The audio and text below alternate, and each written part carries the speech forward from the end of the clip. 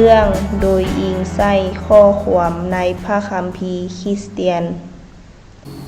ก่อนที่พระเจ้าได้สร้างโลกและทุกสิ่งอื่นๆที่มีอยู่ในโลกพระเจ้าได้สร้างทูตสวรรค์ผู้บริสุทธิ์เพื่อรับใช้พระองค์ทูตสวรรค์ก็แม่นวิญญาณบริสุทธิ์คือพระเจ้าแต่ว่าทูตสวรรค์บ่มีอำนาจที่เท่าเทียมกับอำนาจที่ยิ่งใหญ่ของพระเจ้าทูตสวรรค์สามารถไปมาหลายบอนได้แต่บ่สามารถอยู่ทุกทีทุกบอนได้ในทุกเวลาเหมือนพระเจ้าฐานะของทูตสวรรค์ก็ต่ำกว่าพระเจ้าพระเจ้าได้สร้างทูตสวรรค์ทุกตนให้ดีและบริสุทธิ์พวกทูตสวรรค์บ่แต่งงานกันและบ่เกิดลูก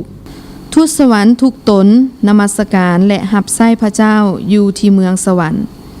ซึ่งเป็นเมืองที่บริสุทธิ์และดีพร้อมทุกอย่างในพวกทูตสวรรค์นั่นก็มีตนหนึ่งที่ฉลาดหลายและสวยงามชื่อของทูตสวรรค์นี่คือลูซิเฟอร์และชื่อนี่มีความหมายว่าดวงประจำตอนเช้าพระเจ้าได้มอบตำแหน่งสูงให้ลูซิเฟอร์เมื่อเวลาผ่านไปลูซิเฟอร์ได้เริ่มจ่องหองและอวดตัวและได้เกิดความคิดว่าอยากญาติบัลลังก์ของพระเจ้ามันอยากมีอำนาจเท่าเทียมกับพระเจ้าลูซิเฟอร์ก็เลยเอาทูตสวรรค์ตนอื่นๆอีกให้เข้าฝ่ายของมันและร่วมมือในการต่อสู้กับพระเจ้าลูซิเฟอร์ได้คิดว่ามันจะเอาชนะเหนือพระเจ้าได้แต่ว่าพระเจ้ามีอำนาจเหนือลูซิเฟอร์และพระองค์ก็ได้ฮู้จิตใจและแผนการชั่วร้ายของมันดังนั้นพระเจ้าได้ขับไล่ลูซิเฟอร์และลูกน้องของมันออกจากเมืองสวรรค์ลงไปโลกจำนวนทูตสวรรค์ที่ได้เข้ากับลูซิเฟอร์แม้น1/3ของทูตสวรรค์ทุกตนที่พระเจ้าได้สร้างมาจำนวนทูตสวรรค์2/3ยังสัตย์ซื่อต่อพระเจ้าในการนมัสการและรับใช้พระเจ้าต่อไปตั้งแต่นั้นมา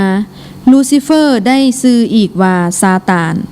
ชื่อว่าซาตานมีความหมายว่าผู้ต่อต้านหรือผู้ล่อลวง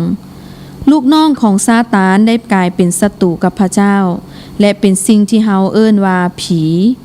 พวกมันอยู่หลายที่ต่างๆในโลกนี้และรอท่าโอกาสที่จะล่อลวงมนุษย์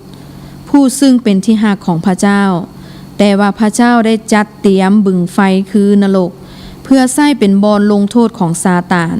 และพวกลูกน้องของมันเมื่อถึงวันที่พระเจ้าจะพิพากษาโลกผีห้ายทุกโตจะตกอยู่ที่นรกตลอดไปพวกผีก็ฮู้ว่าวันนั้นจะมาถึงและเวลาที่มันอยู่ในโลกนี้ก็บ่หลายแล้วดังนั้นพวกมันเครียดให้และพยายามทำลายและต่อต้านแผนการของพระเจ้า